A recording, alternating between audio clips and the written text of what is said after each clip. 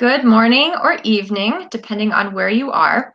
Welcome to the fourth installment of the interview series that the Colorado Center for Freedom and Justice is conducting. CFJ-Colorado is a nonprofit based out of Denver, and our mission is to provide education about and support to the town of Beit Umar in the West Bank. My name is Jennifer, and I am a member of CFJ-Colorado. A couple of housekeeping items. Be sure to note our website address in the banner at the bottom of your screen, as well as our contact information. Feel free to email or write us to be added to our contact lists. The interview today will last about 45 minutes, and then we will have about 15 minutes for Q&A. For the Q&A, you may use the chat features on either YouTube or Facebook, though we encourage you to hold off on posting chats or questions until the Q&A session begins. And now I would like to introduce Rob Prince, our interviewer for today. Originally from New York, Rob is a longtime activist, professor, blogger, a wealth of knowledge about the Middle East. He has a master's in social science and lives in Denver with his wife. He has 2 daughters and a grandson. And now I will turn it over to Rob, who will conduct our interview with Rami Barhoush, the vice chairman of the board of the Arab Group for the Protection of Nature. Okay, thanks, Jennifer. Real pleasure to do another one of these programs, and especially with our guest. Our guest today is Rami Barhoush, and Rami heads up an organization which is called the Arab Group for the Protection of Nature.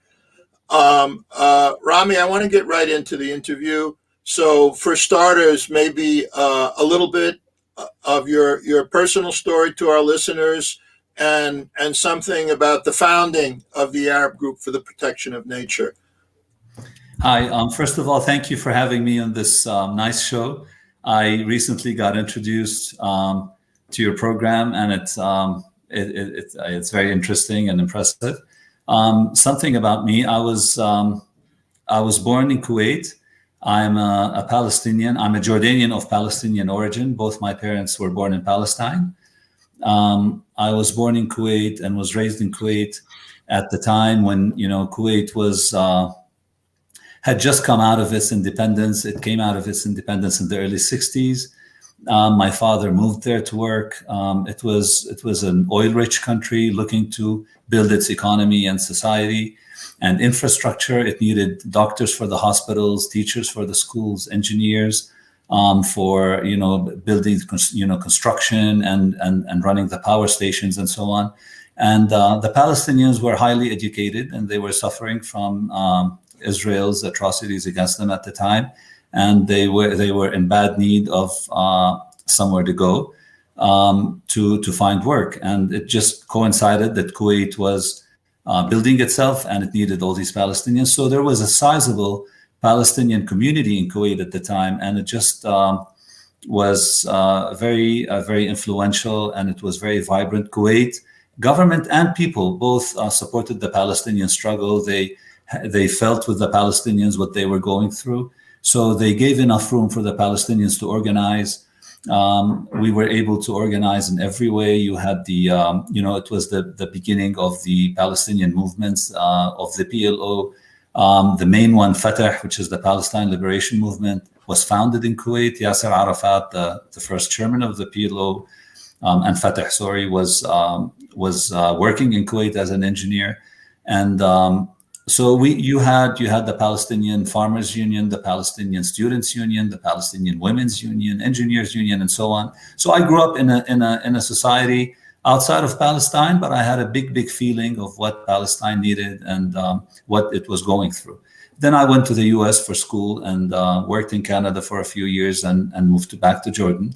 And I've been in Jordan for quite some time. I live here with my family. We set up the Arab Group for the Protection of Nature about 20 years ago. This was it was set up by a group of activists in Jordan. This was at the height of the second Intifada. For those listeners who are not familiar with the term, the Intifada is the Palestinian uprising that erupted in response to Israel's occupation of Palestine and the atrocities and the crimes that were being committed against them. They erupted twice. One time in 1987, it was quelled a few years after that, and then again in the year 2000. During the Intifada, Israel waged a major assault on Palestinian communities, society, on the Palestinian infrastructure. It just did everything possible to weaken the Palestinians, indiscriminate killings, mass incarcerations, curfews everywhere, closures, demolition of houses, and so on. But what we realized at the time, something very peculiar to us, was the targeting of trees. I mean, the Israelis were just targeting trees everywhere.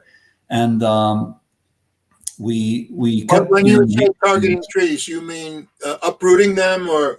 Uprooting them everywhere. I mean, bulldozing them, basically. They started uprooting after that, but they started with bulldozing trees, because after a while they realized that you can sell the trees in Tel Aviv at a much very comfortable prices. So they started uprooting them, putting them on truck beds and selling them in markets in Tel Aviv and Haifa and so on. But at the beginning, they were just bulldozing trees everywhere.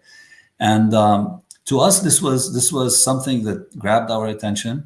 We understand that, for the Palestinians, agriculture is everything, because Palestinians live under occupation and conditions of military occupation. Their ability to develop as an economy and their living standards are always hindered in every way. And commerce and trading is pathetic because, of course, imports and exports are restricted by Israel. If you look at manufacturing and production, the same thing goes. Machinery, equipment, raw material, also restricted by Israel. Tourism is out of the question, of course, because it has no way of flourishing because of the same restrictions. So the Palestinians, who are traditionally farming communities, had to go back to farming as the only viable option to them. And this means that they had to use the land and the water. And this takes us to the root cause of the problem. The Palestinians holding on to the land and holding on to their natural resources. This goes back to the same problem. We started APN. We started with a campaign to help the Palestinians from outside of Palestine. We did fundraising and we sent them the money. We agreed with the nurseries to plant, to sell them the trees. We started with a slogan that said, they uproot a tree, we plant 10 instead. And then we called the campaign the Million Tree Campaign, which was more of a dream or a slogan than an objective. We never thought we could get to 1 million trees at the time, but we were really impressed and astonished by the support we got from everybody around us in Jordan and abroad. All right, so most of the people in your group are they Palestinians living in Jordan? Jordanians and Palestinians. Is the focus of the group, because the title is the Arab group. Does it just focus on Palestine, or are you doing these projects elsewhere in the Arab world?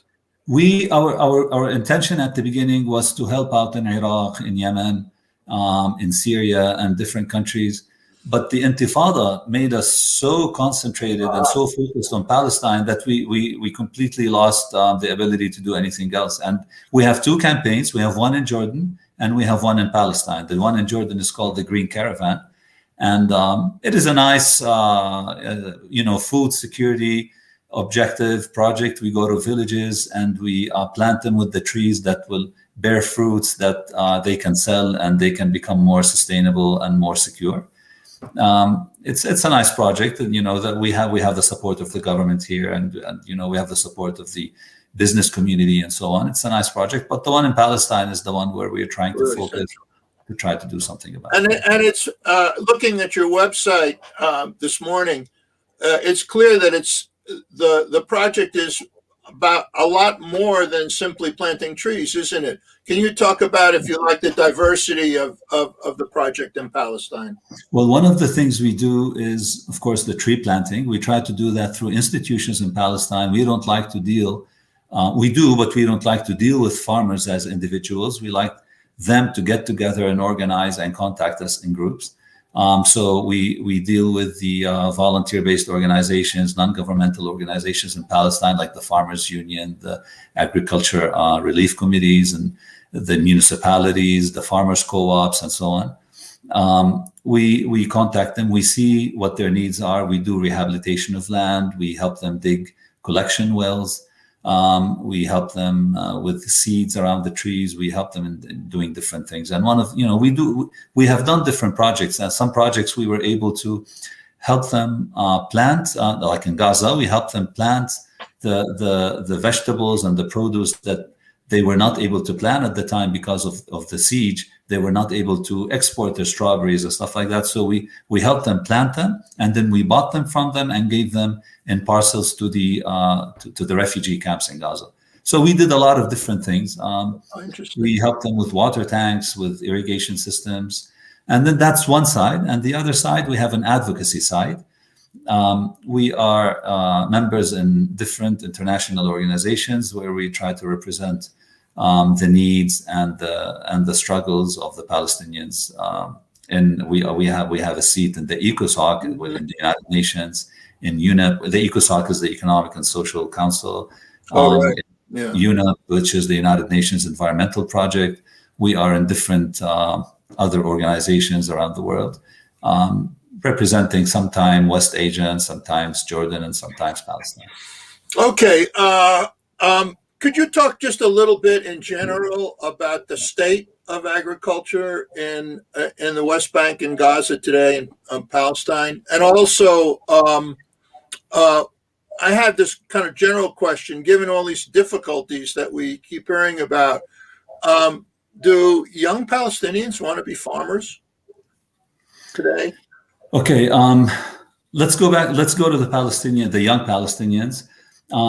Unfortunately, when you look at universities in Palestine, and you look at the high school graduates, 75% of the students in Palestinian universities are females. The males have lost the ability, not so much the willingness, but their ability to continue and graduate from high school with good grades to go into college became very difficult for them. So they had to work as young kids, which made it more difficult for them to get good grades. And then when they were done with high school, they had a very difficult time paying the tuition to colleges, because they had to work and support their families. So they get into agriculture because this is one of the very few means of sustenance for the Palestinians. But unfortunately, we don't see a lot of them getting into agriculture in a scientific way, trying to go to agriculture schools and stuff like that. So we're trying actually in a different organization to help them attend colleges in Palestine and concentrate on agricultural engineering and science. Are there colleges in the West Bank that specialize in agricultural engineering and science? Most colleges have an engineering school and have an agriculture or husbandry school. There's only one in Tulkarem that is completely focused on agriculture, but every other university there has a school for that, and they graduate students in agricultural engineering or livestock science and stuff like that. All right. Before we came on the air, we had Rami and I, along with Jennifer and Sergio, who's working on the chat part, a very brief discussion. And one of the things that struck me that I mentioned at that time was that on your website, Rami, it is stated that between 2000 and 2012, that the Israeli authorities uprooted 3 million trees, olive and fruit-bearing trees. That figure really stunned me, as I mentioned earlier. Can you talk a little bit about that campaign? And also, since 2012, have these practices continued? Okay. We always have to, I think, for this case, we always have to look at the root causes. And when you understand the root cause, you understand the intentions behind the actions. The Palestinian problem is a protracted problem. It's been going on for many years, and it is a problem over land.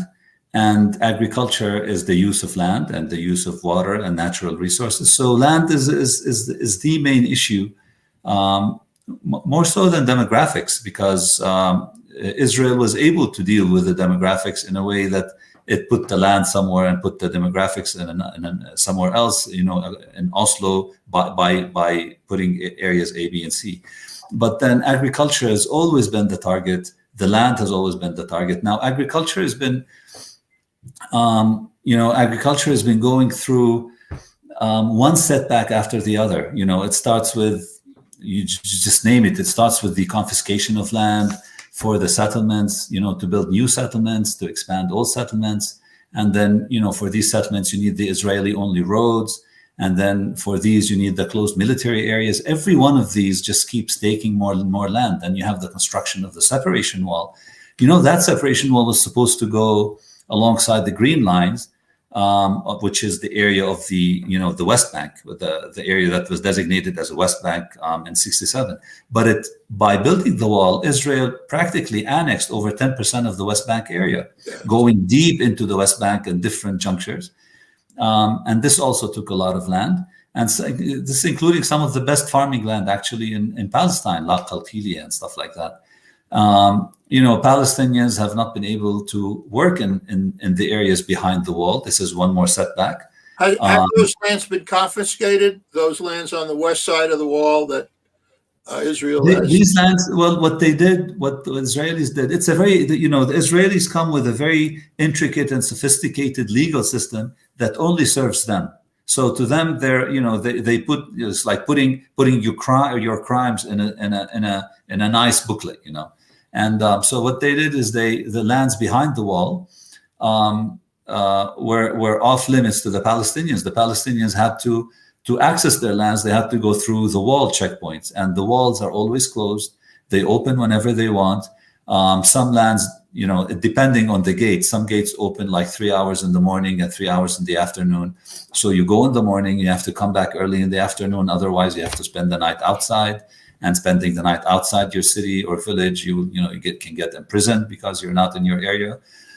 Some other lands you can't get to except like 40 days a year just to pick your olives, knowing that the whole year the olive trees need taken care of.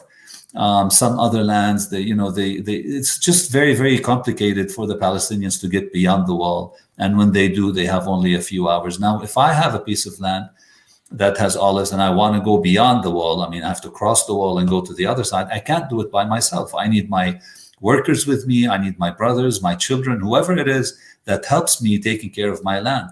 And unfortunately, the Israelis will not give permits to anyone except the landowner when they do give the permits. So they give me and I go and there's nothing I can do.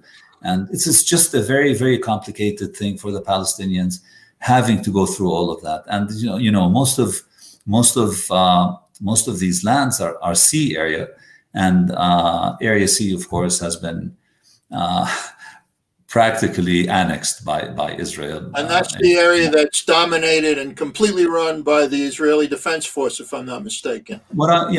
Just very briefly, when the Palestinians were cornered into signing an interim peace understanding with the Israelis, they called it Oslo. It was signed in September of 1993. It was supposed to be for an interim period of 5 years, after which the Palestinians can set up their sovereign state over the West Bank and Gaza. Now, so many important issues the Palestinians wanted resolved, and the Israelis said, you know what, let's keep them for the final status negotiations. Right. And these were the most important points. They were Jerusalem, the return of the refugees, the settlements, borders, security, and water. These 6 areas were left to the final status negotiations. And they said, in the meantime, we'll allow you to start running your own show. So we separate your areas into A, B, and C. A is basically the center of the cities. B is the center of the towns. And C is all of the area around the towns and the cities. And if you look at the Palestinian landscape, just like in many other countries, the Palestinians historically in their villages clustered their houses together and had their farming lands around, so that they could protect themselves and their families against intruders, against weather conditions, and so on. So when you consider all of the farming lands between the villages and the cities as Area C, what Area C means is Area A, which is the center of the cities, is under civil and security control of the Palestinian Authority. Area B, you go civil and security. So the civil security in Area B, the civil control in Area B, the villages, is under Palestine Authority, and the security is mixed. And then Area C is completely under the control of Israel, civil administration and security, which means that these villages cannot even grow the natural growth that they have. With year after year, people have to build more houses and have to grow outside of their city limits or town limits, and they cannot, because then they infringe on Area C, and Israel does not issue building permits for Area C. 95% of the permit requests are always denied. So the Palestinians end up building without permits. In turn, Israel goes and demolishes these houses because they are built without permits. And Area C has been a target of Israel. Of course, the streets have not been taken care of. Water connections and pipes and networks have not been developed. Electricity doesn't get to many of these areas. So people who already live in Area C are suffering. So what they can't grow their families into new units and houses. They cannot do all. So what they do is they move into areas A and B, emptying Area C for the Israelis to take care of. And Israel, of course, has another legal system of how, once these areas are emptied, they have a system that they go back to from the Ottoman days that they use as they please. I mean, I can get into Rami, so the town that we have this we here in Colorado have this informal sister city relationship with Beit Umar is in Area C, and all of what you've just described, it applies to Beit Umar in many ways. But I want to get back to the work of your organization, and one of the things that we were looking at is what was it referred to as the 3 million tree campaign? The Million Tree Campaign. It's the Million Tree Campaign. Yeah. And we're in the third phase of that campaign. Yeah. Can you talk about the phases and where we are now? Okay, we started the first phase when we founded the organization around the year 2000, 2001.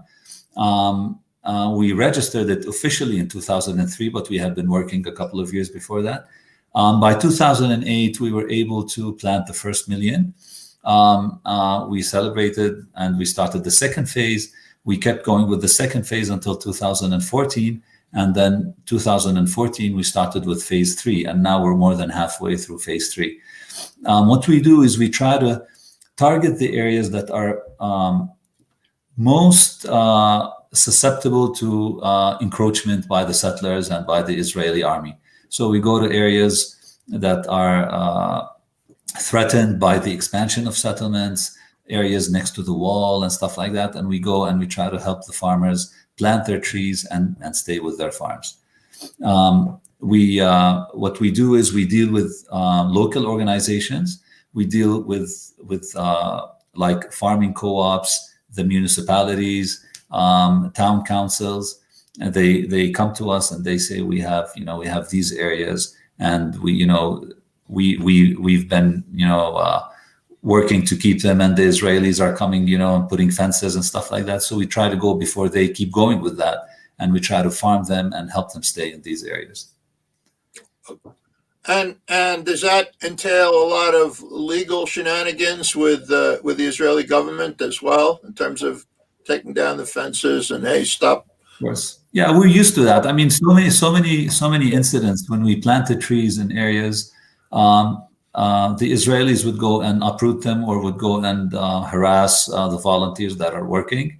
And so many of these, I mean, just recently, one of the villages, they were overlooking, they were watching them. The settlers and the army was watching the volunteers planting the trees somewhere near Hebron. And then when they were done, the volunteers and left, they went down and just uprooted everything. And then they called us again. The volunteers called us again and said they were uprooted and we need to plant them again. So how many trees are we talking about in this case? That area was about 500 trees. 500 trees. 500, yeah. So we went back. We helped them with our own volunteers there and that organization's volunteers. We went again on a Sunday that is after that, and we planted the trees again. Again, settlers came down and they were looking from the hilltops. They did not come close at the time. This is the second time. And then when the volunteers left, the settlers went back there and uprooted them. They called us for the third time and showed us the pictures and the videos and everything. And we said, you know what, go again. So they went with more volunteers and they went with more people, planted them a third time. This time around, they just got sick of it and just left. And they never. The settlers left.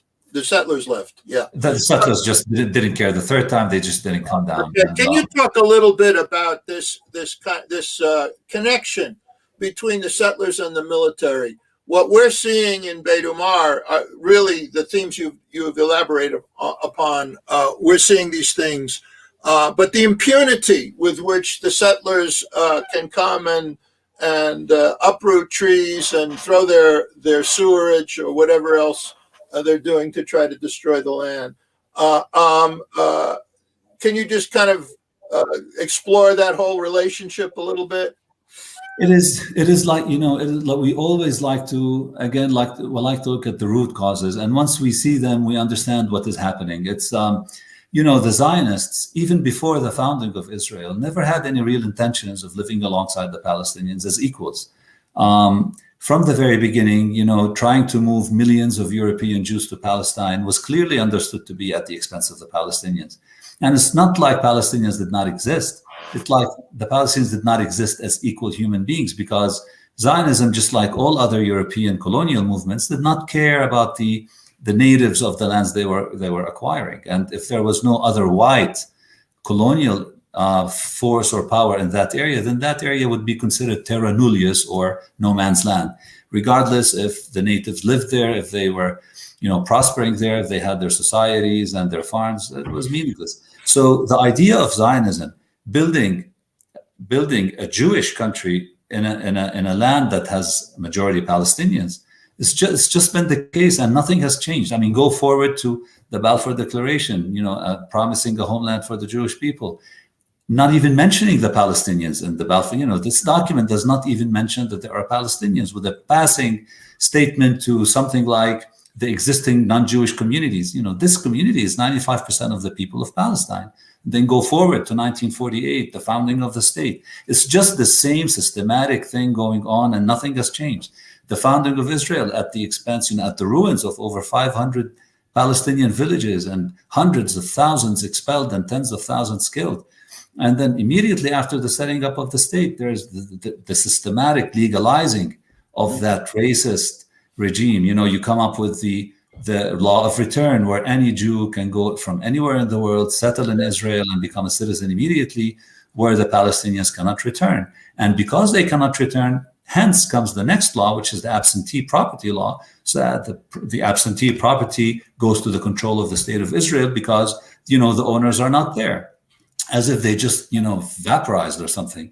And then go to 1967, the day Israel took control of it. Immediately after, they came up with Order 59, where it gave the military commander the authority to confiscate land for military training, military use, for checkpoints, and so on. And this later expanded to include services to Jewish settlers. And it's just the same thing going on and on. And look at today. I mean, today it's just a continuation of the same plan that has been, being concocted since Zionism decided to become a colonial settler movement. What do we know about U.S. funding to Israel, and how it is implemented in occupied territories, and in the whole settlement expansion issue? Well, I'm not really an expert in this area, but what we all know is that the U.S. is the biggest benefactor of Israel. More than its monetary support, it supports it unconditionally with everything else. It is so sad that you see American politicians and diplomats always being apologetic for Israel. Whatever it does, it's just the Israel lobby is so powerful in the United States that it has so much control and influence over these decisions. And we saw the latest COVID bill. I mean, the 1.9 trillion or something, where you found some like $3 billion here and $3 billion there to Israel, and $45 million for ending fighting the tunnels, and for this and for that. It's just it's just the U.S. is a big supporter of Israel, no matter what Israel does. It's not a mediator like like it claims it is. It is it's biased towards Israel and everything. So we don't really, for me personally, I'm not really interested to know what the exact details of what they do, because this has been the case since the founding of Israel. The part of the whole plan. All right. I want to also, in terms of focusing on agriculture and settlements, I was looking at the numbers pre-Oslo of settlers in I guess mostly in the West Bank, and that the figure that I saw in 1993 was 200,000. And looking today at the figure, well, there were different numbers. One number was 600,000. One number was 700,000. But regardless of what it is exactly, it's ballooned. It's mushroomed. It's exploded in terms of its numbers, and that's got to translate into land confiscation, reduction of useful land for agriculture. Can you talk about this? This was supposed to be a peace treaty, right? Oslo, at least in principle, and it's turned out to be nothing of the sort. Yeah. Even the wording of Oslo was very clear to so many analysts that it was not a peace treaty. I mean, somebody like Edward Said, immediately when the peace treaty had been signed, said this is not a peace treaty, because it emitted the words of, like, one of the words that it just deleted was occupied. So the occupied Palestinian territories became the Palestinian territories, and then the Israeli withdrawal became of out of the West Bank, and Gaza became the Israeli redeployment. So you have all of these terms that were embedded in the agreement that gives you the indication that it was not really a peace treaty. But Israel always looks at how it looks in the West, and it cannot just go and expand its settlements without something to show the West, because Israel needs to show the Western countries, the Western governments, the Western Jews that it's doing something legal. So with the Oslo agreement, it was a green light for Israel to move into Area C, to start building as it pleases, and then with that document in its hand, deciphering it the way it wants. So it was actually between 93 and 99, the units that were built were double what was built, I think, in 67 to 93. So it was, I think, 23,000 units were built before 93, and another 24,000 units were built in the 6 years after that. So now we have a completely different geopolitical idea. After Trump gives the Israeli government the green light of annexing the Golan Heights, talking about the annexation of the Jordan Valley, about the legality of the settlements, and so on. Today, Israel is looking at it in a completely different light, with completely different realities, and this has all been supported by their peace agreements and normalizations with some Arab governments. Okay. I wanted to also ask you questions in terms of agriculture about control of water. And how that works. Palestinian farms are completely dependent upon Israel, both to water their crops and also to market those crops. How does that work? The Palestinians in the West Bank use around 70 liters per day per capita, and this is compared to somewhere around 300 for the average Israeli, and something around 800 liters a day per capita for the Jewish settlers. So the Palestinians have a shortage of water. The Palestinian water has been abused because, first of all, the Palestinians under Oslo were only allowed a daily requirement of, I think, 118 liters per day per capita. And that limit was not there for the Jewish settlers or for the Israelis in the West Bank. So this is how it was structured. It was structured to limit the use of the Palestinians' water and to give an open card to the Israelis in the West Bank. And the second idea is how the Palestinians were not able, according to Oslo II, which is a continuation of the Oslo Agreement.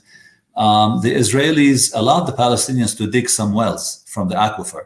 But what they did at the same time, the Jewish settlers in the settlements dug deeper wells because of their ability to dig deeper wells, and they just rerouted all the water to themselves. And if you go to any Palestinian town, you find that you see that the shortage of water is so obvious. And then you go to Area C, which is the Palestinians' farming areas, and you are not allowed to dig water. The Palestinians are not allowed to dig for water in Area C. This is where people need the water, not just to drink, but to survive and to sustain themselves and farm and water their trees and plantations. They're not allowed to use the water there. They're not allowed to get the water networks all the way to Area C. And like I said before, there is it's just the whole infrastructure in Area C is completely crappy, that the Palestinians are not allowed to do any of that. And just one visit to any settlement, I mean, you go to somewhere like a settlement like Ma'aleh Adumim in Jerusalem, which I had been into. I went and had a drive inside. It is amazing. It's like you're in Los Angeles with all the grass and all the pools and all the trees and all the landscaping. And then you go right outside to the Palestinian village and they can't find enough water. And of course, there's a big attack on the Jordan Valley as well.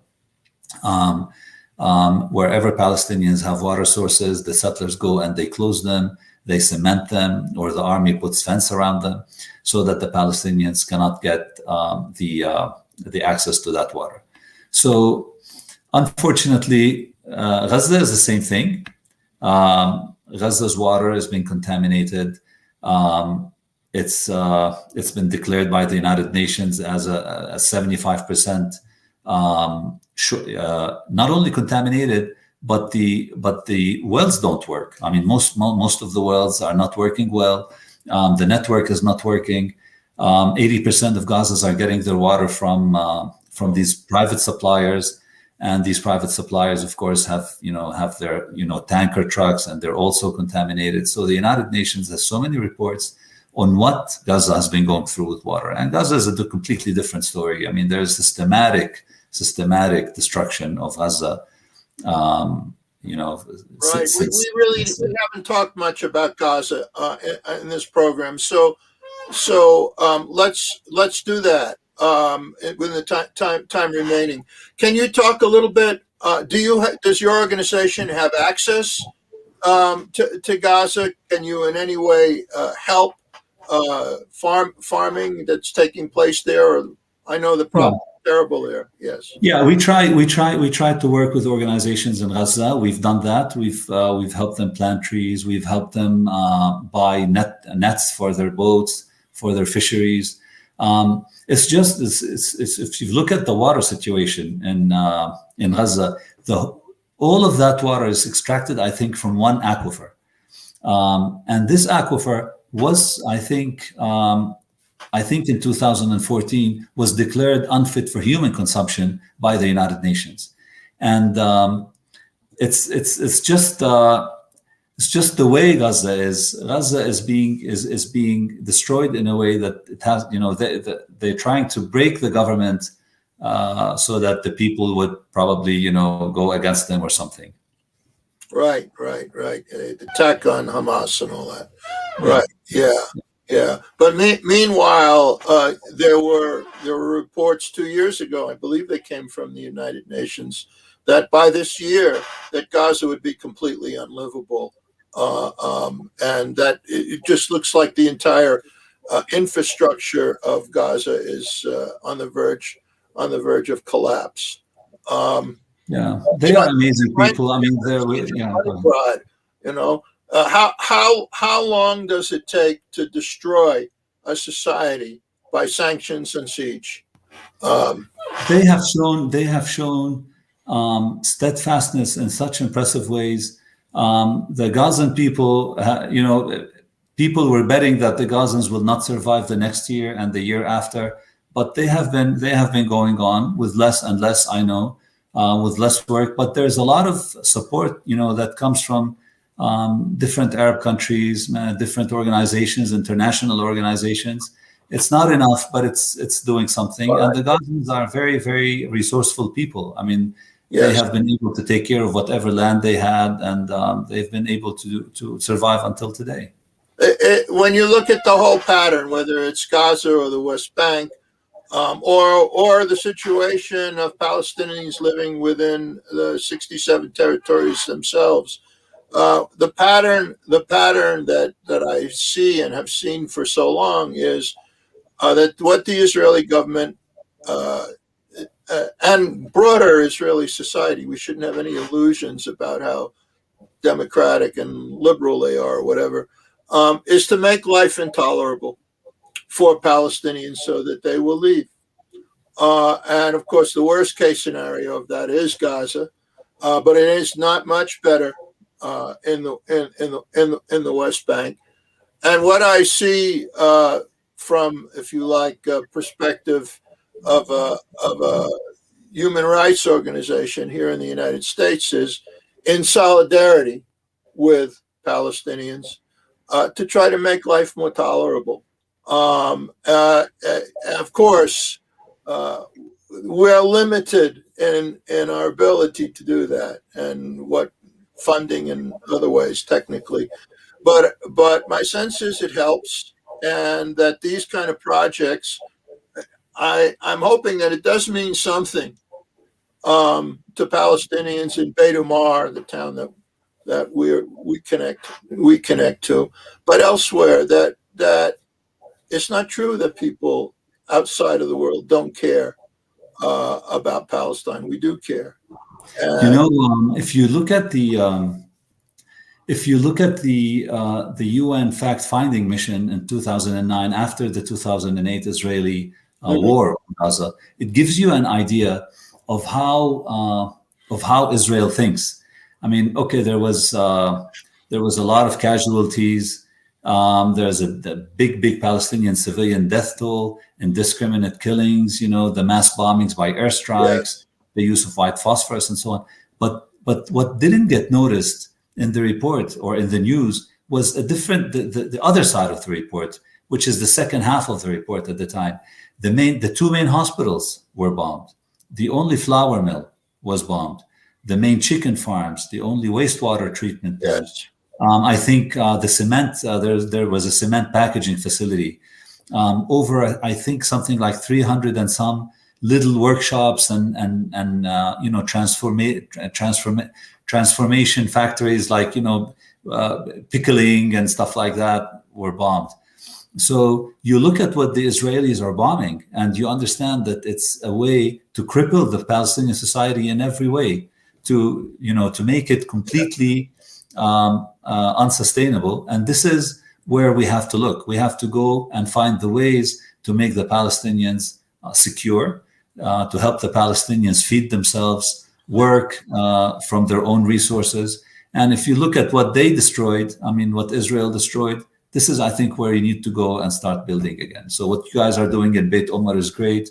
We were able to, I think we were able to plant 2,500 and some trees this year, earlier in Beit Umar. Oh, wow. We're working with Beit Umar just like many other villages. And what you guys are doing there is something fascinating. Okay, well, good. Well, at this point, Jennifer and Sergio, I noticed that there's no questions on the chat, and I'm wondering if the two of you want to chip in, if there's questions that you want to throw into the cauldron here. Yeah.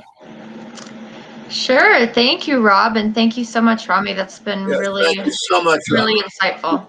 Thank you. So if anyone does have questions at this point or comments, you're more than welcome to put them into the chats in Facebook or YouTube. And in learning more about your organization and what you've done, Rami, and I'll put your website in the chat here in a second. I was curious about your work on food sovereignty. Any other specific measures, how that's allowed agriculture to be sustainable in Palestine, and if you could explain the link of the trees and how that's really helping the Palestinians. When it comes to food sovereignty, are you talking about advocacy or are you talking about the actual work on the ground? Because we work with two different areas. Actually, both. I'm curious about both. If you could speak a little bit about both. Okay, when it comes to Palestine, we always concentrate and focus on trees that are indigenous to the area we're planting, trees that will bring income to the families. We always make sure to rehabilitate the land, to fix it before we do that. We always make sure that there is enough water sources for that, and we do water harvesting, we do collection wells. And this is one thing. Now, on the other side, we also do some advocacy work. We are part of the civil society mechanism in the, if you're familiar with the Rome-based UN agencies, now the UN agencies in charge of food and food security are all based in Rome. So they call them the Rome-based agencies, like the Food and Agriculture Organization, the World Food Program, and the International Fund for Agricultural Development. And there's something called the civil society mechanism, where civil society organizations from around the world are able to participate with the state members, with the governments, to come up with programs and to come up with standards for food security. And we were the ones behind one of these guidelines. It was called the Framework for Action for Food Security in Protracted Crises, like Palestine. And this is sort of a document that points at the underlying root causes of food insecurity in cases like Palestine, and ways to prevent them and resolve them. And this was interesting. We worked on it for 3 or 4 years, back and forth, and we had a lot of setbacks from member states, from governments that you would expect, the major governments. And we came up with that document at the end, and it's being endorsed by most of the United Nations agencies.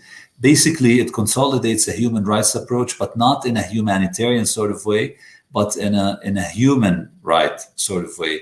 It includes foreign occupation as a root cause for food insecurity.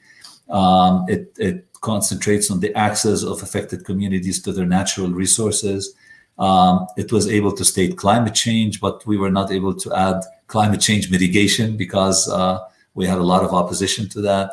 We promoted local food systems as a component of resilience. We were able to talk about adaptation, to remove adaptation and talk about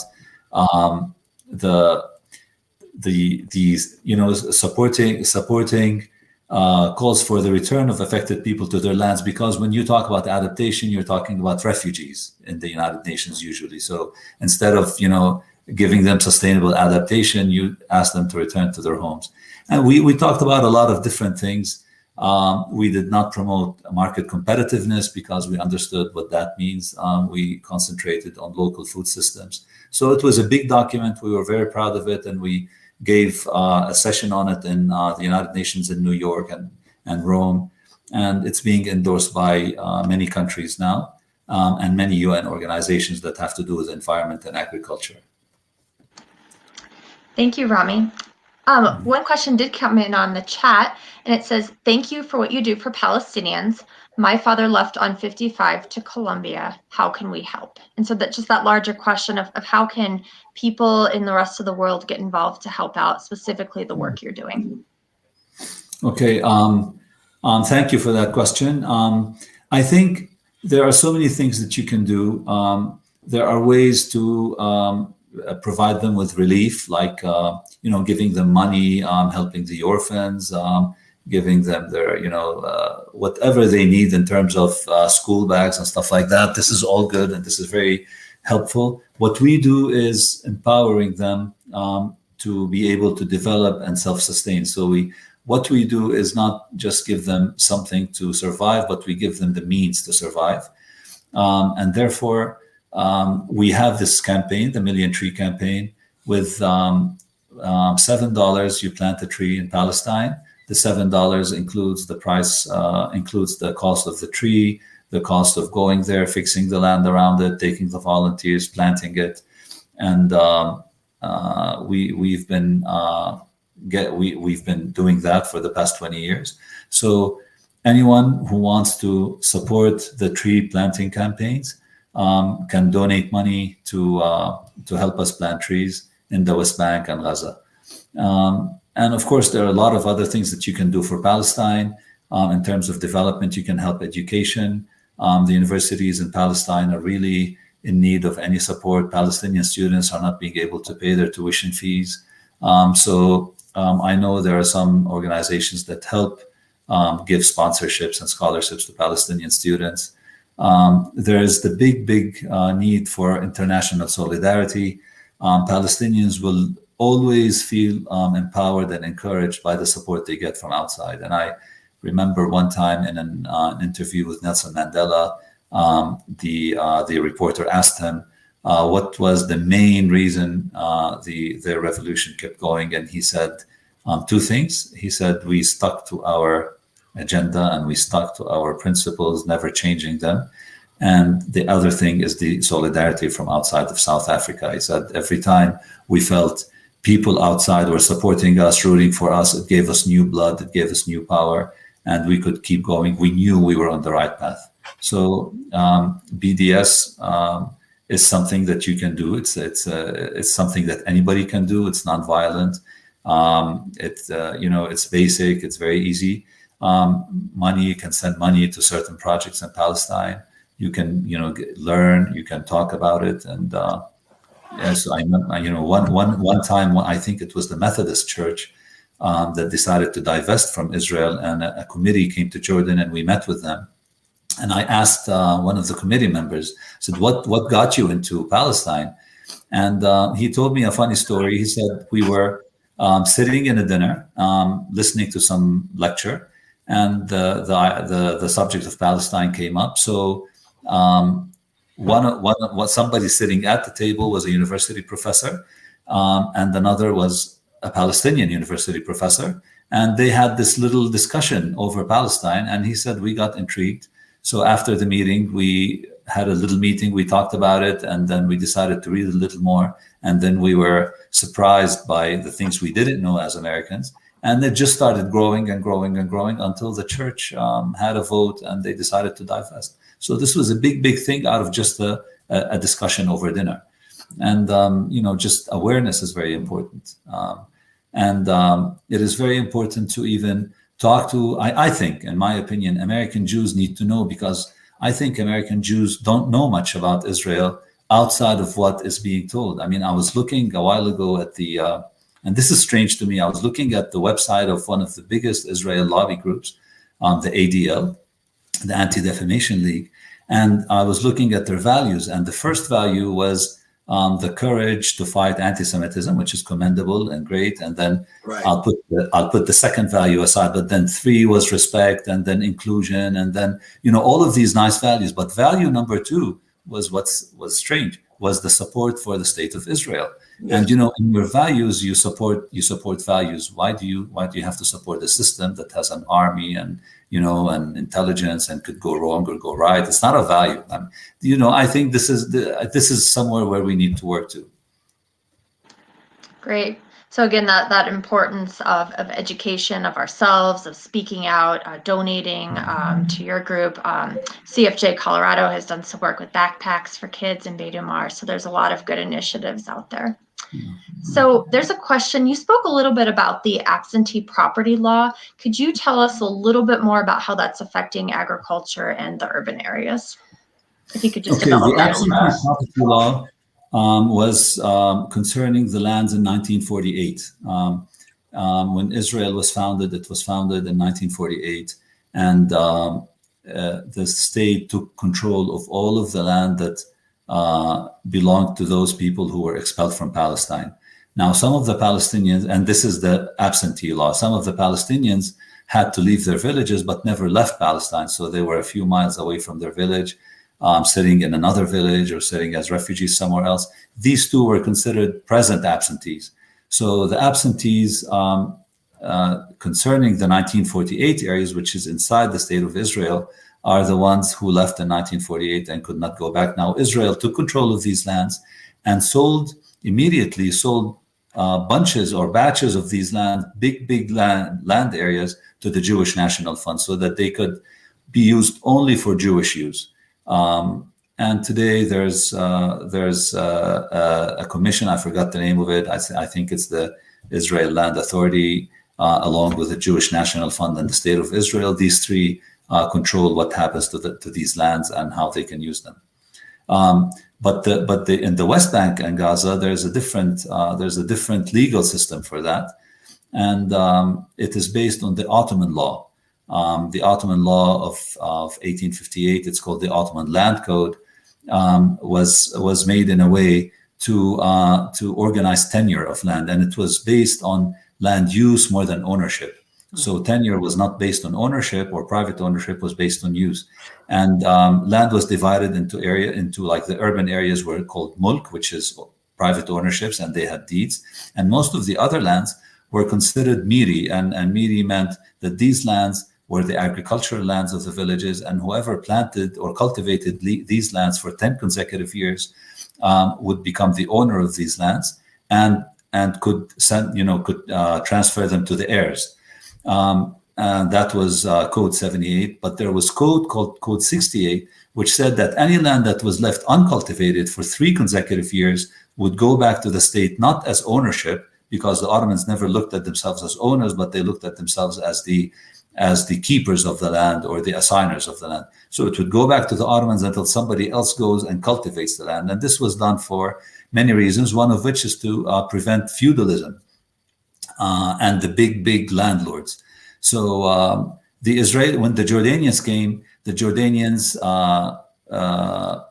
deleted Code 68, which meant that even if you don't cultivate your land for 3 consecutive years, but you've been working on it for over 10 years before that, you still keep the land. And then when Israel occupied the West Bank in 67, it went back and used Code 68 and said anybody who doesn't use the land for 3 consecutive years goes back not to the state as an assigner, but goes to the state as an owner. So, and that idea of state land versus private land did not exist in the Ottoman times much, except in the urban areas for the houses and the cities, but did not exist in the agricultural lands.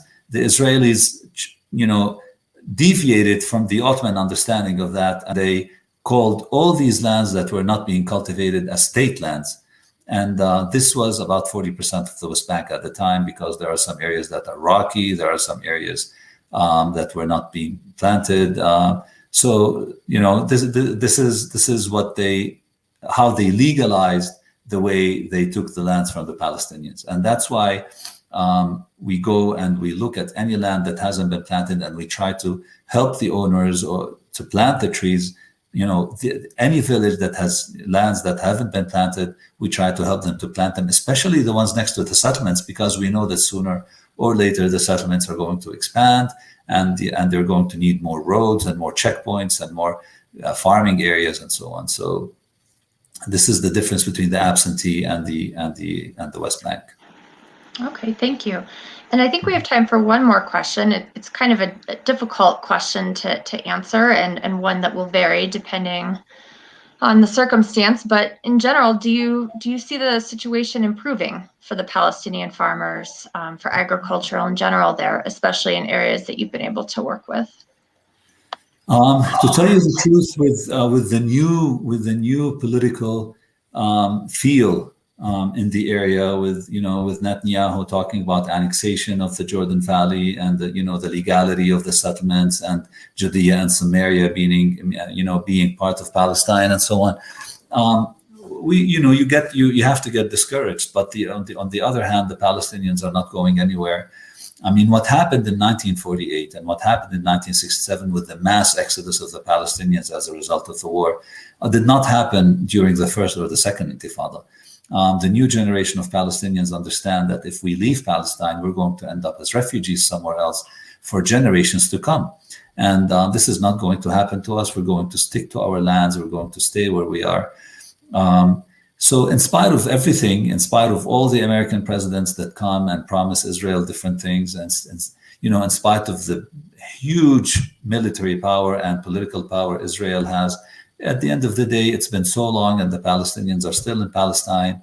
Palestinians constitute almost half of the population in the mandatory or historical Palestine area, and they're not leaving. So at the end, but at the end of the day, the Israelis are going to have to find a way to live with Palestinians as equals, because this is not sustainable. I mean, you have 2 million Palestinians in Gaza under siege. You have almost 3 million Palestinians in the West Bank under occupation, and they're just a few minutes away from the luxurious and opulent cities of Tel Aviv and Haifa and stuff like that. This is just not sustainable. And at the end of the day, it has to comply with what the whole world is going through with human rights, equality, and we hope that it happens sooner than later.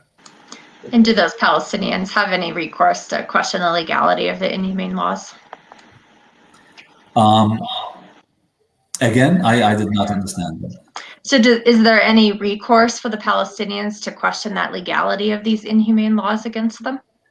The Palestinians, I think we have a few groups that in Palestine that are working on the legal issues. We were very happy that the International Criminal Court gave the go-ahead to investigate. We know Israel gave its paper that since the West Bank is not a state, and since the Palestine Authority is not a state, it cannot go and use the International Criminal Court to prosecute. But then the International Criminal Court came back and said, no, it is for this purpose we will consider it a state, since you did not allow it to become a state according to the agreement that you had signed earlier. So we have some hope that there's going to be some pressure. But at the end of the day, it all goes back to the land. It all goes back to the steadfastness of the Palestinians on their land. I mean, when it comes down to it, this is the major point that will pressure anybody to get to a solution. And the more that we help the Palestinians steadfast, and the Arabic word for steadfastness is sumud. Sumud for the Palestinians is a sacred word. I mean, it's repeated every day, and it's used every time there's a setback. And we just have to help them sustain themselves, be more secure, be more encouraged to remain on their lands. And this is our job. Thank you so much, Rami. We really appreciate it. And thank you again, Rob, for that excellent interview. For all of our viewers, this will be posted immediately on Facebook. And then within the next day or so, you can search for CFJ-Colorado on YouTube, and the final recording of this presentation will be posted. So thank you again, Rami. We'll again come out with another topic in our series of interviews. And we thank you all so much. Have a great day or great evening, everyone. Thank you. Thank you very much.